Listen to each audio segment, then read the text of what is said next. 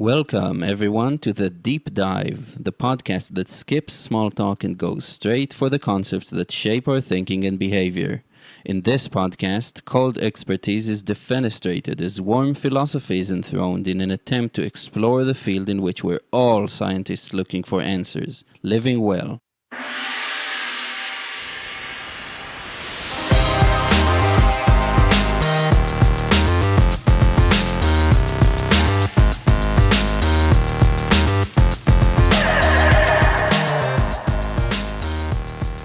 What's the usual thing? Oh, yeah. Hello, world. Welcome to another episode of the Deep Dive with Eyal Shai and Nikolaus Sabatil and Jibran El-Bazi. Hi, guys. Hey Hey, Nico. Hey Al.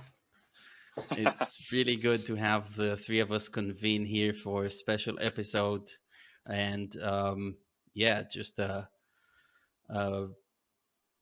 a rerun of the Austria experience. And I'll let Nico take over because right now, before hitting record, you were kind of coordinating and the attempt to kind of arrive at something to discuss today. So there you go. Go. ah, thank you, Eyal. We were talking already in Austria when we met the first time personally. One of the first impressions that jumped to me was how motivated we all three of us were for creativity, for creating, for finding the new, and basically also we all three have this passion, I think, so for new horizons and not trying to get stuck and being in a rut. So I have the feeling, and also we talked the last days about it, and the topic of creativity and how can we find creativity in a meaningful way. So this is something I think that is a big challenge because we have now these thousands of possibilities. With the internet, we can go in millions of directions. It's a multiverse, as many movies and songs now portray. We have this multiverse of possibilities, right? We can either stay in the old ways, like our parents and grandparents, and just take what we got, or we go into multiple directions. We can become a freelancer, we can become a coach, we can become a startup founder. There are so many hypes and trends we can jump on. And I have sometimes the feeling that we have the possibility to choose by which hypes we get brainwashed by. It's always a kind of brainwashing because we jump into rabbit holes. So this is something where we have a big responsibility, I think. And so maybe Jibran, what do you think is responsibility in this sense for you in creative expression?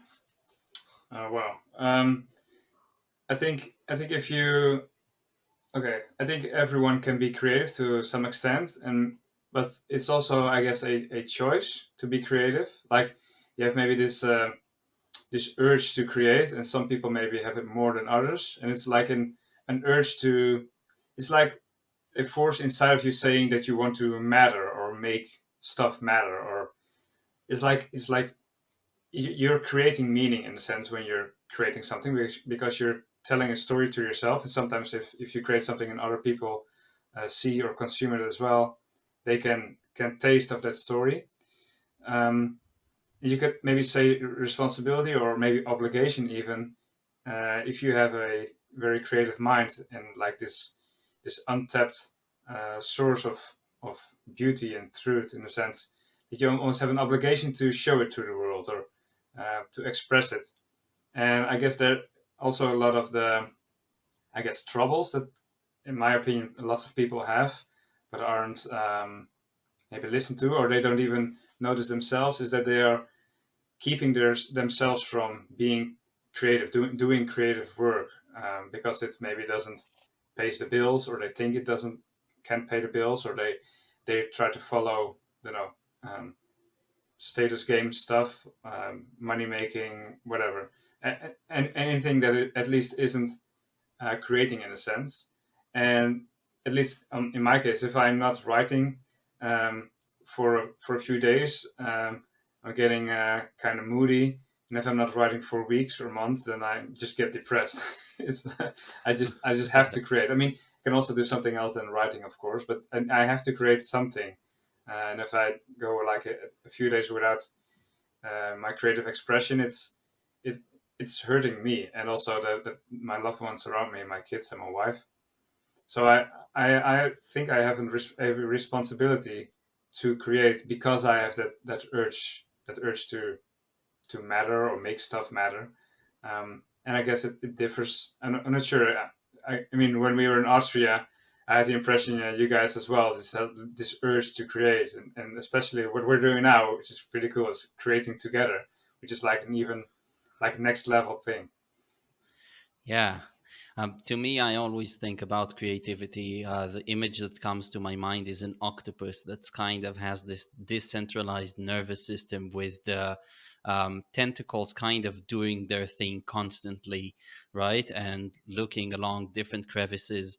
And I also, one thing that comes to mind is this um, really the linguistic connection between being creative and creation. So being creative is not exactly um, you don't necessarily make a product, right? A lot of people are creative and they have imagination that is great, but nothing really comes out of it. And I think that a lot of the people that feel the urge to do something, because it's almost like for some people there's just this neuronal tendencies to relate previously unrelated concepts together and see what the result is. And then I think the need to do something about and to create is just the same, in the sense that you have eyes that really want to see all the time. You can't really unsee unless you close your eyes, and even then you may see dreams and stuff. And it's just a natural thing to then act according to the things you see, right? Um, yeah, and also to be seen, like you said, Jibran, I think it's very important to people to kind of make themselves present and appreciative, like status games. Of course it can be harmful, but in a sense we all want to enjoy the status of, let's say, a contributing member to the society that we live in, right? So in that sense, a status game is not a negative thing. So I think all that is what is behind people's tendency to be creative and want to create. And to me, it's also a fascinating question of what makes us go for it. Because as I mentioned, like I for many years was just like a person who's thinking about things and coming up with interesting conjectures and so on about things, but not necessarily seeing myself as somebody capable of or fitting for contributing to the discussion and actually sending sound waves out there that are going to echo and resonate and so on. Yeah, I think there's a huge, let's say, obstacle in the beginning when you start creating. So I know a lot of creative friends in Austria that, as one of them could write novels, genius with humor and creativity. And I recently asked him, "Did you start writing again?" And he said, "No, I don't know what to write. If you give me an idea, I will start writing." And at university, he wrote the best texts ever. But now he thinks, like, "Oh, what about should I write?" So I think this is something where we need inertia, where we need to start creating and develop this trust in our subconscious. And I know many, many people that say, "Oh, I want to write, but I don't know what about. And, I really can't do writing, or I'm not smart enough to reflect on topics." So there's this, it's partly a conscious doubt that they have about themselves, but also even this how it seems like the door is locked for so long, it became rusty of the subconscious, and it's for them very hard to see even that there's a door and a natural stream of of dreams, of hopes, of reflections. I mean, everybody is super, super creative. We have the most absurd dreams every night. But when we are awake, or think we're awake at least, we have this very strange opinion sometimes that, oh, I am following my own narrative, but everything else, I don't know if I can do this. It feels even strange to them, or there is no possibility of. I have the feeling that for them, everything that is not their narrative, oh, I know it for myself, feels then not like them. So they feels like they need to attract or hunt it. So when you start creating, a lot of people try, okay, they are hunting for ideas, but it's bullshit. What you do is you have a hut in the forest. You're surrounded by a subconscious forest. What you need to do is just open the doors, the gates, and then the animals and the wild will flood anyway into your house. You just need to open it, and there's always something coming. So it doesn't matter. If you don't know what, I think the best rule is just to start. It's so ridiculous, but this enjoyment of starting, and then you can write about the doubts of starting and blah blah blah. That will get you into your loop, and it opens yourself, because anything, as long as it's honest, is a creative expression. And Yeah, it's yeah. sorry, I totally agree with it. Yeah, I found the head in the forest a good example. I usually try to see lots of people are seeking. I'm seeking something to write, but instead you just surrender to what is already in there, because there's so much in there. If you just open up to it, then you'll have so much to write that you can write to the rest to the end of your life, in a sense. And I guess, like you say, Nico, the just start writing, do the work. You know, maybe you've heard of him, Stephen Pressfield. He wrote at least two books that I think are Yeah. very beautiful: The War of Art, and the other is Do the Work. Mm-hmm. So The War of Art is more about overcoming that resistance or your limiting beliefs, and Do the Work is just like do the work. You know, I have at the end of 2019, I was in like this rut. I was constantly switching ideas. What should I do next? And then dropping the ideas, and I just got so sick of it. So at some point, I was like, okay, I'll just write every day for 10 weeks, so 70 days in a row, and I'll also do weightlifting every day. So I did that.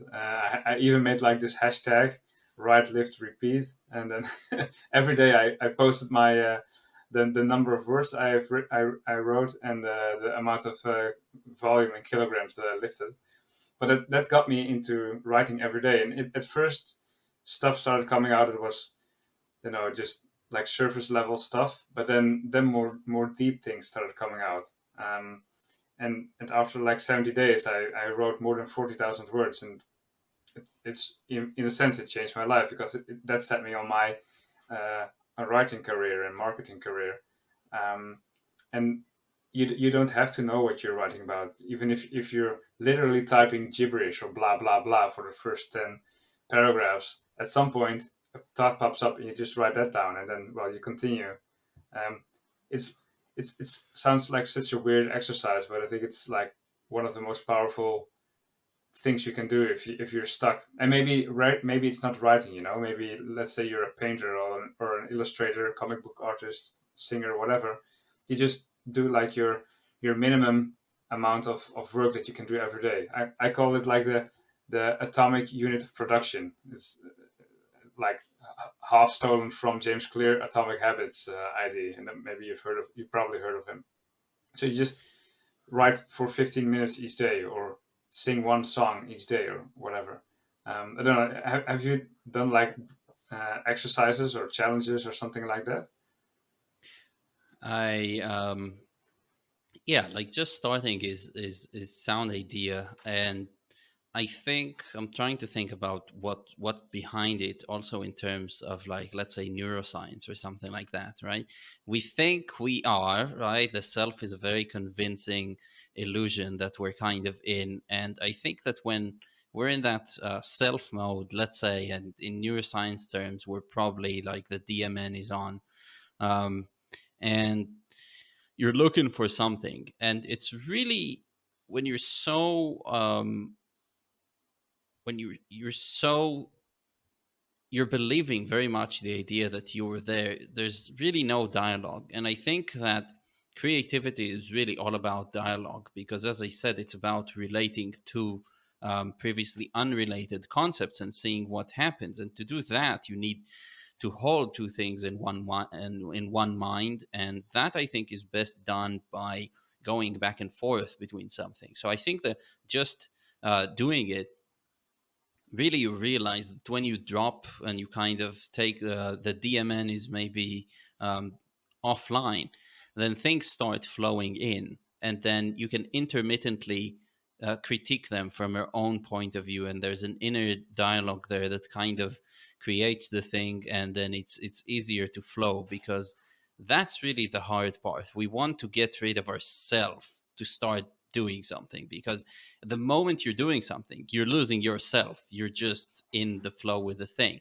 And I do also have a cheat code for anybody who's listening, who's, maybe that's why I have a podcast. And the cheat code is being in actual dialogue with somebody. Actually, it's actually very hard to be the kind of writer who sits by themselves and look, and there's writer's block and all that. And one of the ways to just overcome that is start a conversation with somebody. And a conversation or a dialogue is inherently creative, in the sense that you and I could not in a million years have predicted what the outcome of this conversation will be. It's inherently creative. We have no idea.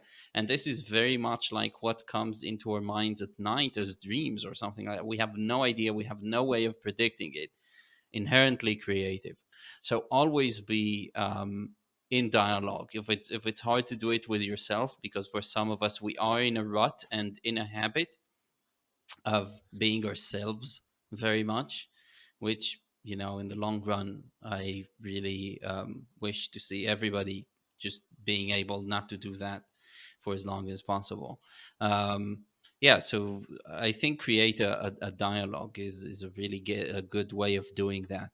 And right before we hit record, we also talked about this idea of evolution, of how things evolve, which I think ties in very nicely with the idea of creativity, because that's what it is all about. It is about creating mutation in our thinking and in our matrix of concepts, in our model of reality. And this is the way forward, of course, evolution. Now, some mutations, most mutations, are not leading us to new places, but some are going to make us leap forward a great deal and not stay where we are, and adapt to a new phase in our lives. Right? Imagine having the same ideas you had when you were 17, when you were 35. If you see somebody like that, that's pretty pathetic, isn't it? Yeah. Yeah, it's So I think. funny. Go, Nico. Yeah, sorry, Jibran. Just one question. This is for me. This dialogue. This dialogue is for me one of the most important parts of creativity, because we talked before about this self trust that you can develop when you just start creating. This is also in improv theater for sure. The first start, you do games where you can't make mistakes. You speak very fast, and it doesn't matter really what, just to get warm up, right? To get the doors open, the subconscious forest around you, that the ideas start flowing and the expression starts flowing. This is the first step. The second step is you start listening. You start listening to your partners on stage. You start listening also to the vibe and the ideas that are in the room. Um, So what is for me very, very essential is the self-trust that opens you, that you let the world flow through you. Creativity is not self-expression in the sense, it's like a being possessed. It's a possession. You let yourself be possessed by an idea. And basically it's falling in love with the music, falling in love with writing, with any idea or formula as a physicist. And in this, you vanish automatically, or you enhance, transcend yourself, because you can, your focus, your awareness is fulfilled with these ideas, and you are not loyal to these ideas because you enjoy the insight, the consciousness of these ideas developing, of this evolution happening in your mind and on your painting canvas, for example. And this is something that is extremely healing because it gets one also then out of the rut. That's also what you can see very clear in improv theater. First stage is trust, self-expression. I can let everything out. But then there's something more. Not just the self-trust, but the trust into the world, that you can channel the world. And with this trust in the world, you can just fall in love if you trust. And when you start trusting the world, you fall in love. And then you express a different idea that has had nothing to do with yourself, right? So when you're a musician, you play a song and you let the song influence your soul. Yeah, very and beautiful. This expression. It's like Eyal just said, and what you're doing now, Nico, you're talking, and I'm coming up with ideas. I'm also looking away sometimes because I write something down, and because of the conversation, I come up with new ideas. Like this is a creative process, like Eyal says. So one thing I just popped up in my mind now is like your body or your life even is like a brush with which you're painting a beautiful picture or painting, which is the life that you're leading and living in front of others. So even like life itself is creative in a sense, and your body mind, however you want to call it, is like the tool with which, if you maybe believe in a higher being or just metaphorically believe in it, is like a creator is drawing, like creating a piece of art with you as one of the tools in a sense. So, and that's like the channeling part of channeling the muse, channeling the creativity, or divine inspiration, whatever you want to call it. And I'm just saying all this without me necessarily believing that there's like an actual being there. It's just like a creative force in a sense. And that's also where the getting into a flow state comes. The ego dissolves in a sense. Your self dissolves, and you're purely creating. So I'm making a course at the moment, outlining it, and like the name that I came up with as a work in progress name, at least for now, is like maskless creativity. So without a mask, you're creating without a mask. I have no idea if it will stick or anything, or if it'll change, but that's just like what I try to want to bring in the world, like that you can create authentically without keeping a mask on, without your art looking like a LinkedIn post in a sense. Well, I have a suggestion. Well, in Latin, the word persona is just a mask, right? Because that's what they put in the theater, and that's your persona. And from that, we get a persona and a personality, and so on. And of course, there's the saying like persona non grata, right? On somebody who's not Mm-hmm. welcome in a part. Mm-hmm. But in a sense, like persona non grata, it's also like the mask that is not welcome. So that is that's if you're looking for ideas here, I'm pitching them live to you. Okay. All right. Awesome. Maybe we'll get a premiere here for the name on the spot. Great. Yeah, I think this mask is a very good metaphor because masks also protect ourselves, and at the same time they are very rigid, especially the old masks, wooden masks, that hide the face, that are heavy on your head, and they protect you from expression, but also from seeing the world clearly, because masks narrow your awareness and your perspective. They are like at the same point they are filters. These masks, and it's good to have masks. It's good to have a self, because for creation we need perspective. We like I cannot paint with all colors at the same time. I cannot paint everything all at once. I need a starting point. The starting point is your embodiment in the world right now. Your embodiment in front of the canvas. The colors you have, the canvas you have, the emotions you have, and maybe the music you listen to, or the angry wife that hits you on the forehead while you paint. So everything is part of your painting, and that's perfect like this. So there is the mask of yourself, the mask of your life, the mask of your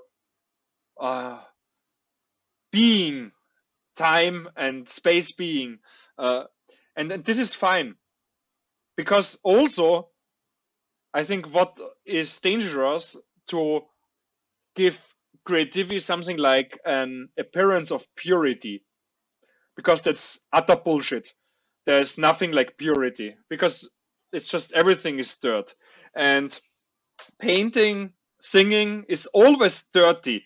If you want the perfect melody, what is the perfect melody? There's no perfect melody. Everything is a character. Everything is like a different taste of wine. There's no that perfect wine, right? So this is something very dangerous. Like, I mean, we are in the self-optimization shitty age, and there's so much talk about the right way again of doing something. We got just rid of tradition and dogmas, and now we have YouTube videos to tell us how we optimize our lives again. But yeah, that's bullshit. Yeah, And I think go ahead. Yeah, I like it. It ties back to evolution in a sense, because evolution is not a process that's directed at doing the right thing. For a lot of things out there in nature that you see all the craziness, and it's like, what the hell is that? I think that the mainstream narrative is to look at the um, peacock's feathers or anything spectacular like that in nature, or I don't know, the rhino's horn or whatever, um, and to immediately look for explanations why it's there, as if there is an explanation. Now, what happens really is that we come up with plausible explanations. Well, it helped ward off predators, or it helps the males get females, and this might be true. And still, fundamentally, things in nature are found just because, and then what happened in effect is that a certain percentage of the population um, just encountered a stressor from the outside, an external stressor which they could not withstand, and these two. So there's a tendency actually in nature to always push the envelope. Actually, a population of animal is constantly checking all the options for them to survive in this world, and at some point they overstep the boundary, and the feedback is, well, no, you can't go that far. Okay, as a rhino, you can't grow four horns, or you can't, whatever limitations. um, so I think that's an idea that really relates to what you're saying, that it shouldn't be directed at the perfect thing. If I'm constantly worried about being perfectly adapted to the world I live in, or create um, the thing that is going to be most popular, I think what happens is that the people that are genuinely popular and groundbreaking literally have no idea they're going to become that.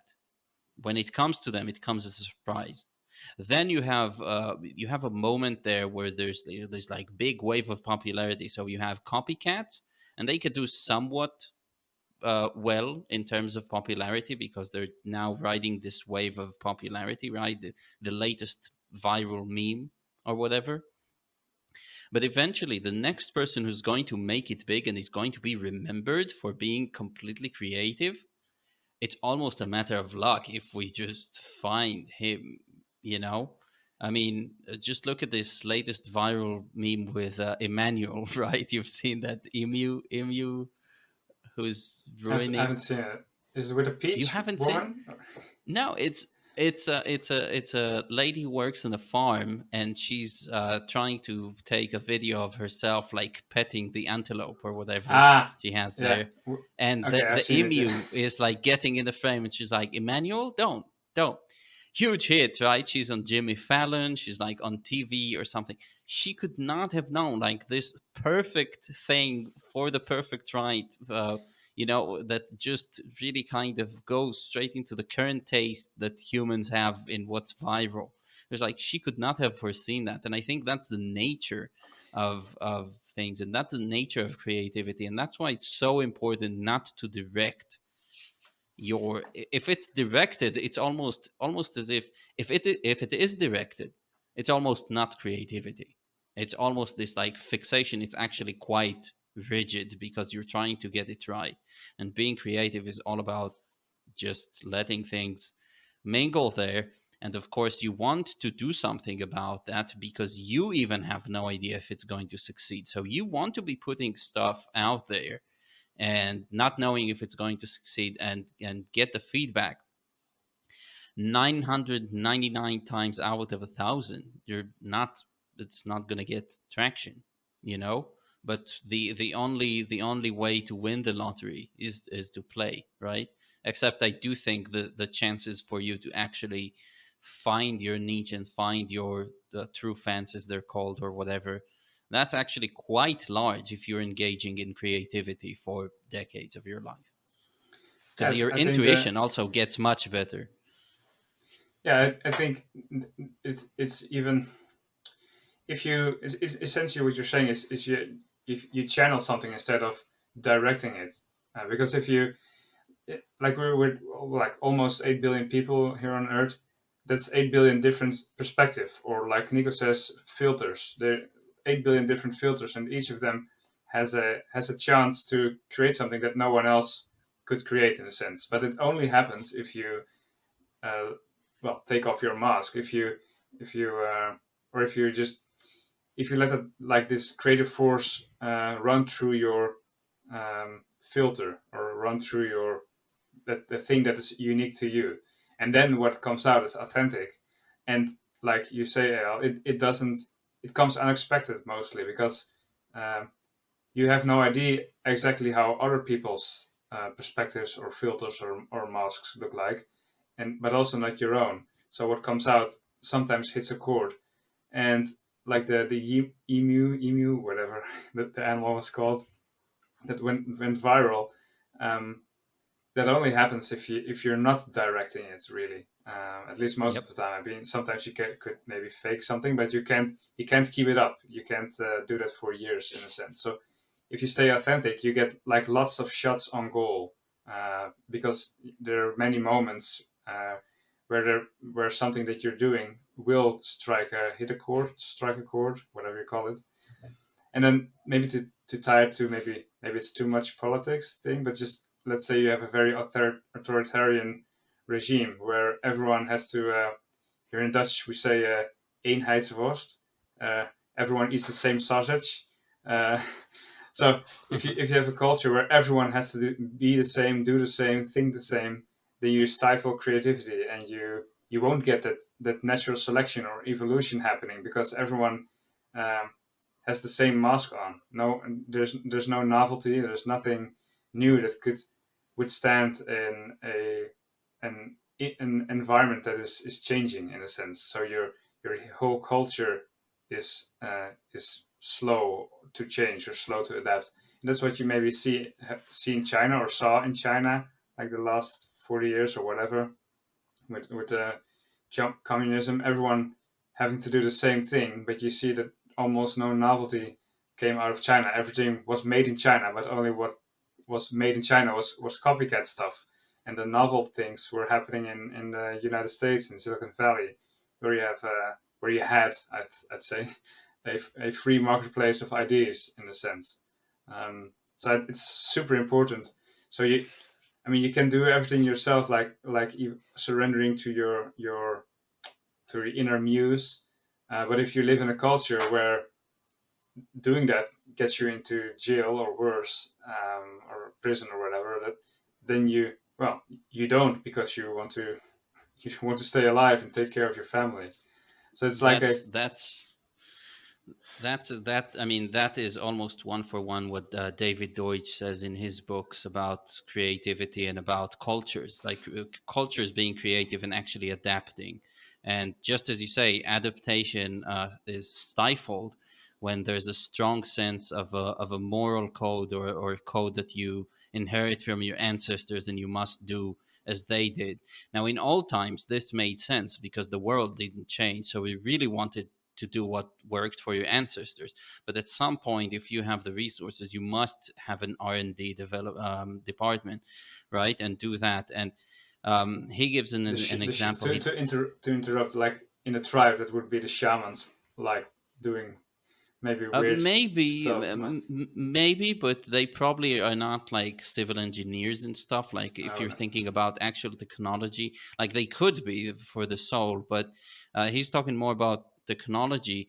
But the interesting thing that I don't think he writes it like that, but a process of radicalization. If you look at at a culture or religion that gets radicalized, in a sense, that's when people within a culture or being sort of creative, but with the very specific goal of just being ultra correct about things, right? So they take it too far. They're like um, becoming more and more strict. It's which is interesting. It's like, so one thing people employ creativity in is trying to understand what their peers think.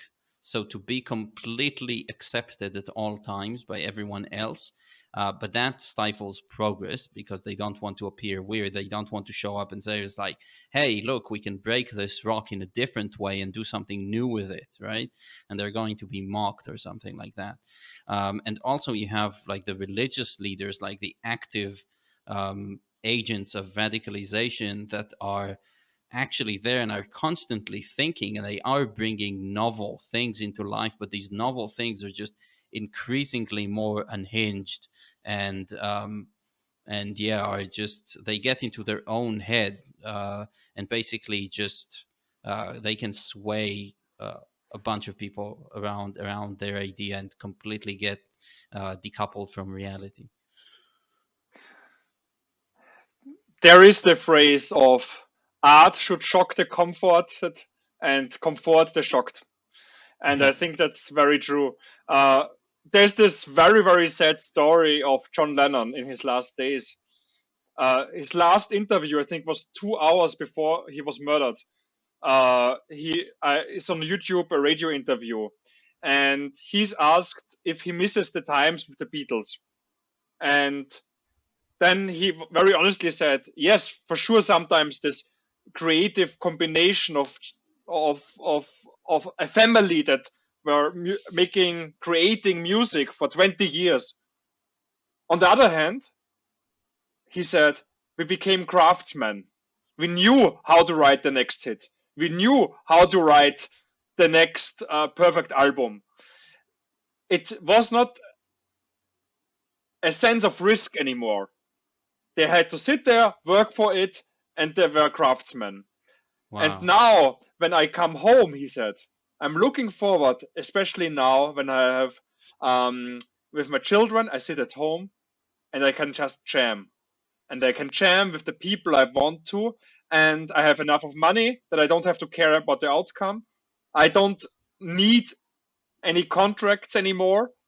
I can just jam and risk and get myself out there to a pure, honest, creative expression. That it's because he said this dusty craftsmanship that turns you in a caricature of yourself. That's not art. It can trigger art, and it is sometimes creative and artful, but it's like an improv. You risk, and you need to get out of your mask and get into new masks, change the masks, rip them apart. And this is only possible if you don't have this fear of losing or this contracts of rewards that punish you if you don't hold to your performance. That's so I interesting. think I'd like to hear from you, from either of you. I'd like to really like stay on that topic for a moment of popularity and creativity, because I think that the people who are right now, you know, I want to be liked. Everybody wants to be liked. As I said, like a status game is not necessarily a bad thing. So we want to kind of be appreciated for what we do. But I think that for however hard it may seem to us who haven't made it yet, like John Lennon, I think it's even worse for somebody who has made it, like Lennon, like any kind of. So I want to hear your thoughts on the fact that popularity, in a sense, kills creativity, because how many bands, how many musicians or actors or something we've seen just kind of losing touch with themselves and starting to cater to whatever is popular at the time. Oh, I think a recent example, which we talked about in Austria as well, was Jordan Peterson. I think Oh he yeah, wonderful. he's become like a caricature of himself, really. So Yeah, like 5 years ago or whatever, or before he became big, in a sense, he was like just a professional, but had very, for that time, and profound and very good speeches and lectures about like mythology, storytelling, biblical, and, and analyzing the Bible, in a sense, in a way that people can understand now, and taking lots of it from there. But he also talked a little bit about politics stuff, like with gender, language, and things like that. So, and he got a lot of attention with that. And then, because he got a lot of attention, started to cater to that crowd, and more of that crowd was flocking to him, and that became, I think now it's like the biggest part of his crowd. And it's such a waste, really. It's like almost one thing just that's sad is I think he's become less authentic, less happy, I guess, at least if I look at him in this video podcast. Um, but also the things he said before that are very valuable, and like lots of people will probably not ever look at it or listen to it anymore because he's gotten so far. And another one I think is Mark Manson. He is not extreme like Jordan Peterson with some views maybe, but he's constantly regurgitating. What's the word? Regurgitating the yeah, same talking points to a bore, really. Just everything he wrote about on his blog, he's now doing on his YouTube channel, and it feels so. It's really just boring, at yeah. least to me. James Lindsay is another good example, I think. I don't know him or her. The girl or Oh, man or James, yeah, that's yeah, it's James is James. a But guy. yeah, but sometimes you get No, yeah, he was like anti woke, and he started mm, with that, but at some point just fell in love. Yeah, I mean the examples are numerous, but like yeah. the interesting thing in it is to think was like, are we, at least in the beginning, are some people creative only to become liked, and they don't actually see the benefit in being creative for the sake of harnessing your psyche to do something good for yourself? And I will put out an example of somebody who I think does it very well and always goes out on a limb. That's like Tom York and Radiohead. Like they never stopped reinventing themselves, which is Yeah. interesting. And but those kind of examples are few. Okay, Nico, you want to speak? Can I plant a flag only for one thing because before we forget? Like, Eyal, you said, are they just being creative for like the status or the things, or because they really want to create? The question is, how would we then define creativity, and can you be creative if you're doing it for status or not? So that's one I think want to talk about after Nico does this thing. Oh, Nico, are you still there? Oh, maybe it's Maybe I should frozen in just time. frozen. Shall I just continue Yeah, talking then? Or? just Yeah. So Yep. so you He's not said, here. yeah, you said, are they creative for the sake of attracting an audience, or and I don't know the specific words you said. We can you can re-listen to it, but Well, is it the original motivation for people to be creative is actually to be liked? So can you be creative without realizing that you're actually being creative to become popular? Um, and then once you are, it kind of just takes the drive away I, to be yeah, creative. what does being creative mean then? Because if you say, do you then mean, are you putting stuff out there which other people like and then you grow? And is that necessarily creative? Um, for example, I've been writing, but lots of the things I wrote were in the past were very, I don't know, advice, like telling instead of showing. Really, like it's it's like advice stuff, which is kind of boring. Um, and then I started writing like personal stories, so still putting in some like life lessons or things for people if they enjoy it. But it's mostly a story that I'm telling. It's much more creative. It's like completely authentic. It just flows out of me. At least the idea. I still have to practice the skill of writing to make it concise and fun and things like that. But the ideas and examples flow out of me easily because they come from a different place. And if I'm writing these, Nico would call them knowledge articles, like these advice Yeah. type of stuff, it's really boring and Hmm. dry. And maybe you can make them more fun, but it won't reach the same level as what I'd say true creative expression does. So could you even grow as big, like did you get a big audience or whatever by um, by just writing boring advice stuff or not? And maybe you could. I mean, the Google search and YouTube algorithm, they like the two biggest search engines. If you write an article or create a video that just answers a question, um, why do we sleep?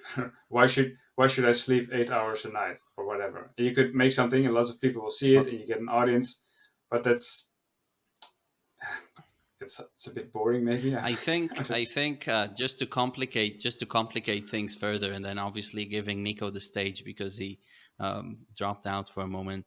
But to complicate things further, I think that the people who really make it, they're being creative to an extent. Like they stumble on, if it's a band, there's definitely a dialogue there, right, between band members, and then very soon they have to kind of come up with their own language and their own world and the things that make them laugh and make them feel and so on. So they have a unique way to express themselves as a band, and it can't be otherwise, right? But then there's also another factor, which is just charisma or looking the part. And I think that you can be propelled into stardom, not because you have the best work, like creative work, but because you have charisma. And a lot of these people are like thrown out there to stardom and are becoming big stars, but actually they don't have the creativity to keep it sustainable. It's like their charisma, and just like any taste, the people lose taste for that type of charisma and that type of band, and this band doesn't actually um, reinvent itself after a while, or this person, or whatever. Yeah. Welcome back. So, um, I think there is an innate talent. Unfortunately, despite what self-help books tell us, not everybody can be Lady Gaga. I will never learn to sing in my life. So there's a talent. One thing is that, for example, they have shown that children that moved a lot in the early childhood, they became more creative. I mean, it's a study. Who knows? But the message behind was the children had to adapt to adapt. They had this plant seeded in their subconscious of they have constantly to adapt. So their pattern recognition system became hyperactive. That means they have a constant doubt, a question. That's what, for example, Richard Feynman taught. I just was reading today, hearing from a former student, that he first showed a path on the blackboard for the students how to calculate something. And then at some point, it seems it's not the right path. But now we know how to do this problem, right? But something's wrong, right? And then with this something is wrong, he showed them a path that is wrong. There was this rumination activated, this question, this koan. What is this? And creativity is in this sense like neurotic rumination sometimes. It works in you, it digests. And it's the willingness, I think, to become a beast in the extreme forms. To dive into very abstract and very associative fields and dissolve yourself in this rumination. So this is something that not everybody wants to have, because it's also not easy as an artist to be torn apart constantly, right? To have a boring life can be a peaceful life, and it's not a mindful life, a creative life. It's not a peaceful life. The Tao of art or the Zen of creativity is bullshit. I think real creativity is bloody, wild, and restless. And that was one of the most controversial tweets, let's say, so provocative, where so many people complained, no, you can be happy and make art. Yes, you can, but it will be boring art.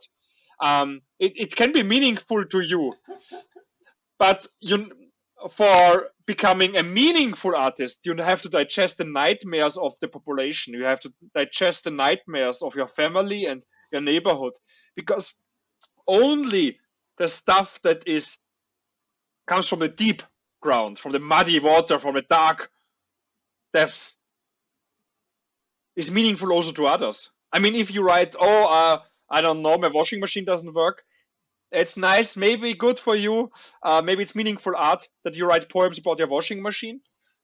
But if you're in an existential crisis and there's an apocalyptic atmosphere in your village and you collect these dreams, you're empathic with your village, digest it, create paintings, songs about this apocalyptic floods or rain or hail that overcome your village, then people will listen to you.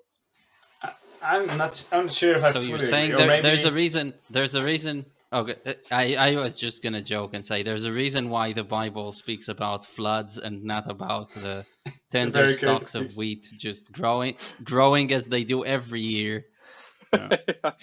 It's an extreme form. So I don't want to say you need to be suffering to make any creativity.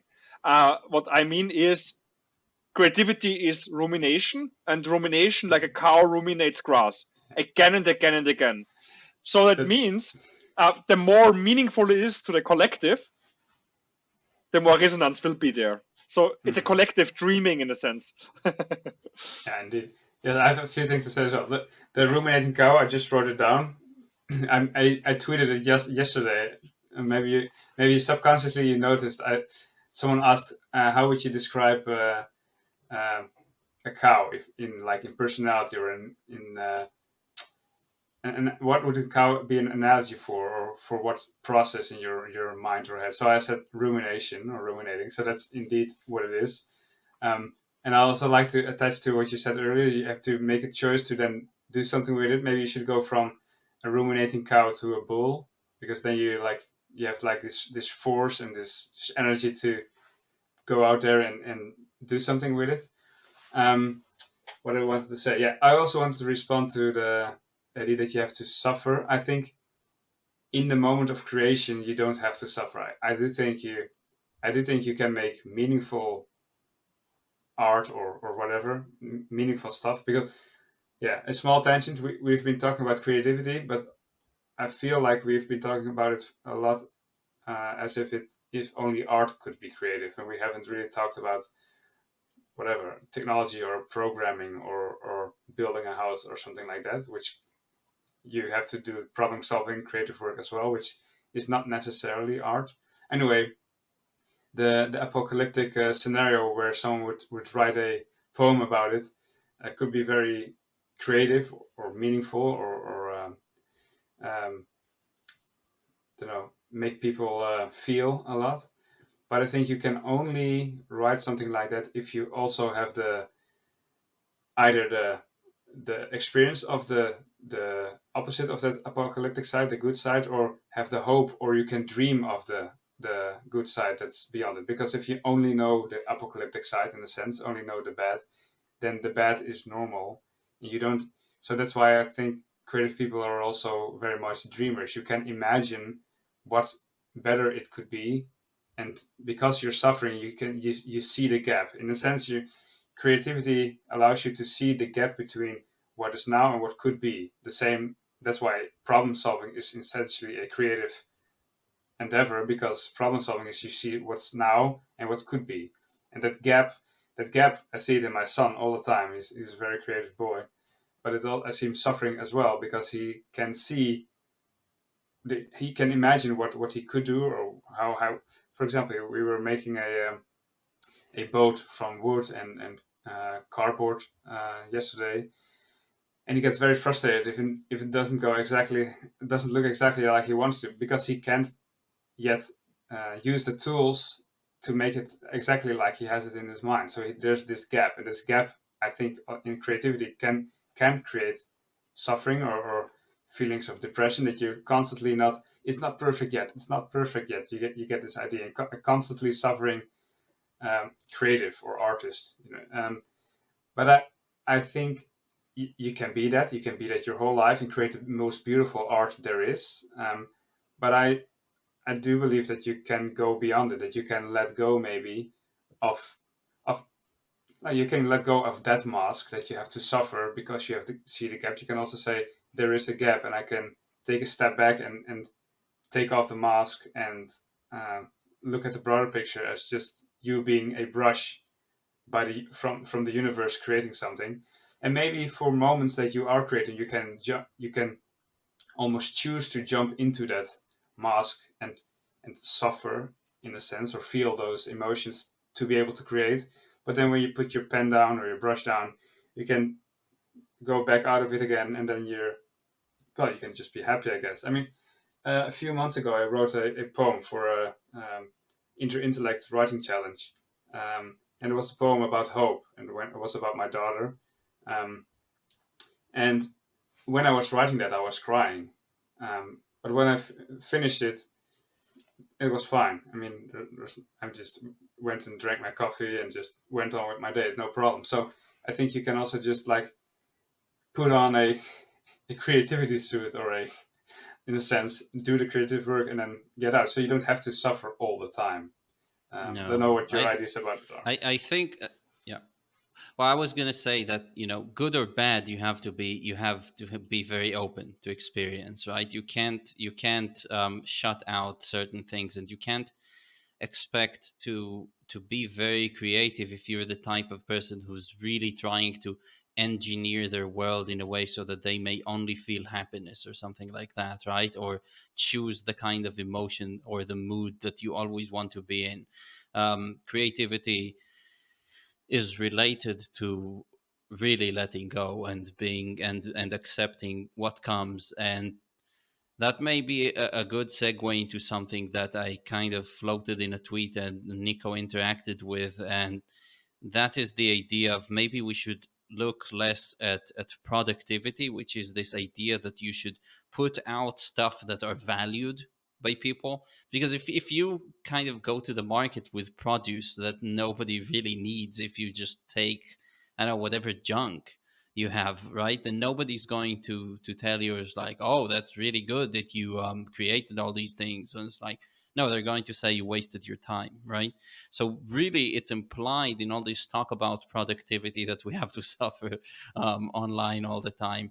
is the idea that you have to create value all the time, and value is just like what's right now people are going for, right? And then it becomes a directed kind of thing, and again, that's not completely creative. And creativity, I was just kind of floating the idea that maybe we should focus more on conductivity, make sure that we ourselves are vessels that can let things pass through us. And this ties back in with what you both said before, that it's very important that we just let the world kind of flow through us, or be possessed by an idea, and then actually um, be the ones that maybe substantiate it, like put it into substance, write it on a page, play it on the guitar, whatever. But I think less productivity, and by that I mean knowing what you set out to make, or something like that, and more conductivity, like making sure that you're actually in a state where you can conduct things. So like electricity, but something more like the as Nico said, something more like the collective subconscious, right? To let it pass through you and onto the page. And it's more about conducting, less about producing. Yeah, I think this sums it good up, this metaphor of conductivity. So we talked in the beginning about opening your doors to the subconscious. And this is the same, like you would have a resistance with locked doors. There's no conductivity. But at the same point, you need, like we wrote then on Twitter here also about this, we need this voltage that electricity flows. And voltage, that's what I meant with suffering. I didn't mean like existential deep suffering. It's not necessary, but you need a restlessness, because the subconscious will just ruminate what is not yet solved.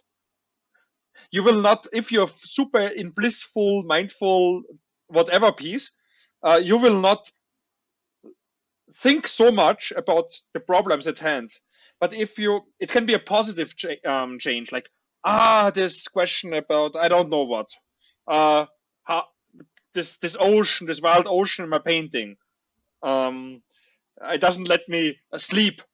And if you're restless with this wild ocean, you see it when you close your eyes. It will come up and up again, and it will come up even if you fall asleep and you wake up with this thought. But this is the voltage that you need. You need conductivity, but also voltage. This gap between is and should. And only then the waterfall happens, the current happens.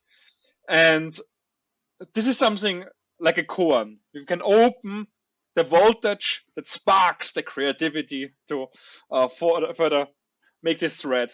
But it's important to have this gap in you, this little tension, this courage to despair, as Goethe said, this voltage. And this doesn't mean big suffering, but it means you allow yourself to be restless and have a question in you and work it in you. But then you have some direction, right? Because you have like what is and what should, and you want, so there's some direction, but it's internal. It's a direction. It's a direction that's internally based instead of an external. Yes. It's directed from internal motivation instead of external. And it is the topic that is the gap, and not the reward that creates the gap. So there are two kinds of gaps. I want to be a big superstar, and there's the difference. I am not a superstar. I'm not Lady Gaga yet.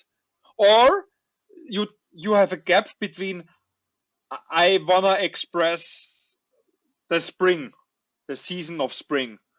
And you don't even can articulate maybe this sentence, but there's a feeling of revitalizing, of life coming back, of flowers and colors coming back, and the warmth of the sun on your skin. And there's this urge in you, this beast awakening, right? This animal in you that, life, back to life. Yes. And so this is the gap.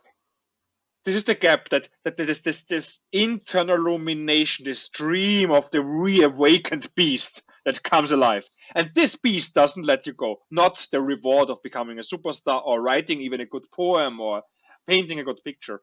Because as soon as the result comes in, you're not digesting anymore the the artwork itself, but the result, and then it's bullshit.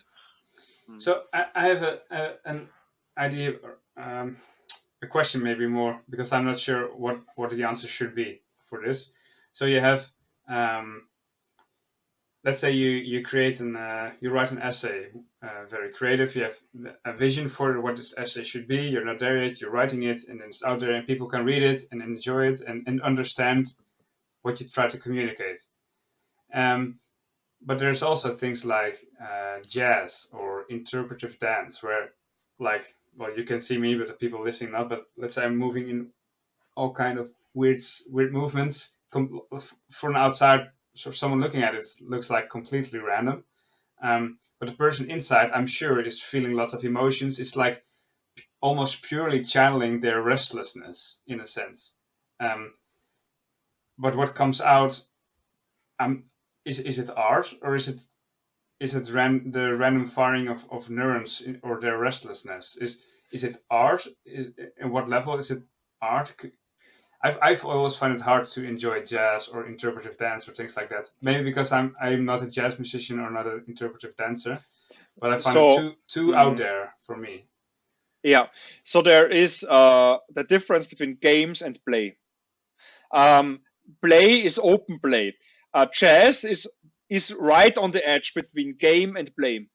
It's not play. It's not random. It's not everybody does what he feels like on stage. Yes, they express improvised, spontaneous feeling, but there's a overall aesthetic wrapped into it.